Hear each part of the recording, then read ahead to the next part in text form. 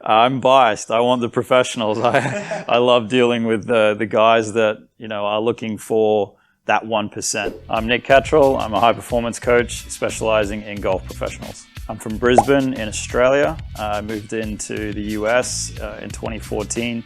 Started out in Austin, Texas, and came to Jacksonville. I never really thought, and I'm going to get hated for this at some point, but I never really thought golf was a real sport back in the day. I cut my teeth in rugby league, rugby union, soccer, AFL, and cricket, and I suppose it shows my immaturity, at the time when I didn't really think golf was cool. It was sort of something that my family only did in holidays and drinking beer and having a good time. So a friend of mine, his dad is a professional golf coach, and he was out at Brookwater and he coached professional golfers, and effectively he asked me to come and help him out with some of his athletes, and I laughed at the opportunity because I didn't really think it was a real one, and I didn't respect it. I didn't love it. And so anyway, he sort of just asked me to come out and do a lesson, and I was like, all right, cool, I'll do a lesson. So I took Dad's 20-year-old clubs and went out and he basically showed me the finer points of being able to connect with my swing and a ball, and started seeing it actually fly instead of just skim along the ground, and really enjoyed it from there on in. And so I got a love for the game by being shown how ridiculously hard it was. It's a complex sport, and looking at the athletes that were on the range at the time when I had that first session, they were powerful. They were complex in movement, and they were extremely resilient and persistent, all at the same time. So it was one of those moments where I was like, oh, you've completely got this wrong. And from that moment on, I was very interested and very intrigued. And the more I started learning about golf at that point, the more time that I wanted to dive into it. Back at Brookwater in Brisbane with Ian Triggs, those couple of years that I was cutting my teeth learning with different athletes, women, men, old, young, it was really eye-opening to see just how good these athletes are. One of my athletes at the time had a friend of his who was Stephen Bowditch on tour, and Peter Martin, who introduced me to Bowdo at the time, said that he was looking for someone to potentially travel with him on tour, and this was back in 2013, I believe. And he's just like, he's thinking about bringing someone on. He wants to treat and train and, get better. And he's going to really put a lot of time and effort into his performance over the next year. And would you be interested? And I'm like, yeah, I'd love to. And nothing really came of it to begin with, but I went down to the Australian Open and met him. And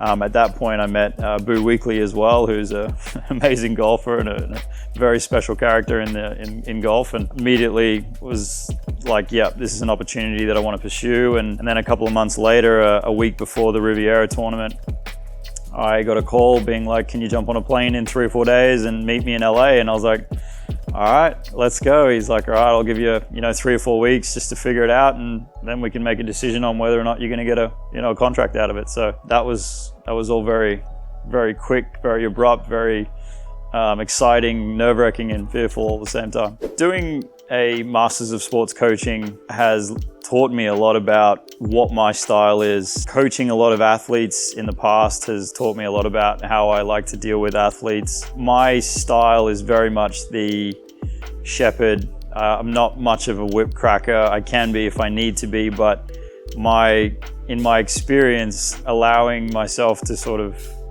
get on an athlete's level, be able to have empathy, be able to understand where they're coming from, gives me a perspective of being able to really sort of connect with the athlete and try and figure out what they're actually going through, what they want to get out of it. And that's some of the special sort of source of working with people so closely and individually, that if you say the wrong things at the wrong times, if it doesn't take much to sort of upset the ecosystem, and to get the most out of it, you kind of need to be at least aware and try to figure out the best thing for your athlete at the time with what they're trying to achieve. Other performance coaches out of there, they've each got their individual strengths and weaknesses. Identifying mine has sort of been something that has been a fun yet daunting experience for myself. I think my strengths lie in being able to look at the whole picture not being acutely focused on one thing, trying to figure out the puzzle, not just where the pieces fit. So having oversight on strength and conditioning, on musculoskeletal therapy, on the sports science side of things, and then having the experience on tour for the last sort of 10 years has I think is going to be a really big differentiator when you're looking at myself compared to other people. Ever since I've been out on tour, it's been a really big struggle to find facilities that do it all, that you can take a professional athlete, you can get body composition, you can get 3D testing, you can get coaching, you can get therapy, you can get musculoskeletal assessments. So one, I wanted to build a facility that was holistic in nature, where we do emphasize the all-in approach, because I haven't seen it been done. I think that we've got a really good opportunity here to bring good contributors to collaborate on our athletic performance for our athletes. And so I've built it the way that I think it should be run, and the way that I think that I would like my athletes to be put through that process. And Audens Golf Performance has been a very eye-opening deal, trying to open up this facility with those facets in mind, because you need good contributors. You need that collaborative approach, and finding systems that aren't just in one vertical has been a hard thing to accomplish. So myself and my team have done a really good job of being able to put that together in the best way we can. And I think that our advancement and our growth over the next few years is going to be really interesting. The goal and the dream and the expectation with Audens is that we can replicate this model. We would love to be the shining light of what golf performance and standard is in the future. I want the professionals. I love dealing with the guys that are looking for that 1%. I think my interests lie in trying to tick all the boxes, making sure that everything's getting covered. And that's, shining light, getting very acute on those processes and protocols and the nuts and bolts of what they do, and then actually, trying to excel in strength, power, and excel with, whether their body's moving right or wrong. So being able to deal with a professional athlete, they're acutely aware of themselves as well, and they know how to make great differences very quickly. That's a bias of mine. I just love dealing in that arena. But if someone walked in who hadn't touched a golf club before and wanted to get to a 10 handicap, they would be more than welcome as well. I would love to deal with them. The best thing about those guys is that they can make really good ground very quickly. We don't have to give them too much for them to excel. They're going from a 20 to a 10, a 10 to a 5.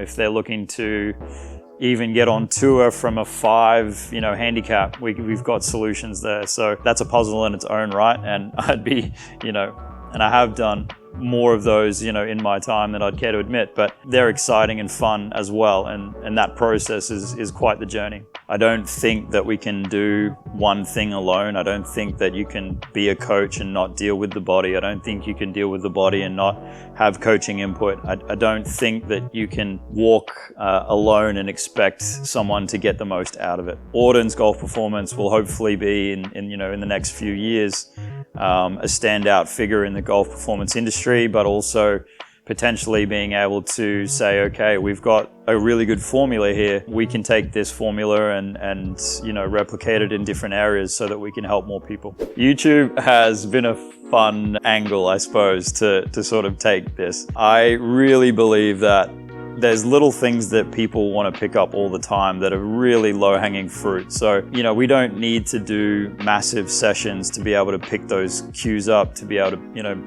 have evidence-based suggestions where people can implement those, tools or those suggestions or those protocols or those exercises or those tips and tricks straight away. And having YouTube be extremely popular right now, as well as being very successful in golf, it just proves that we can potentially show a lot of value. We can help a lot of people in a very short space of time. It can be worldwide. I think YouTube is the biggest network in the world, and if someone from another country doesn't have physical access to our facility, they can still pick up some tips and tricks online that they wouldn't be able to get normally. Enjoy the content.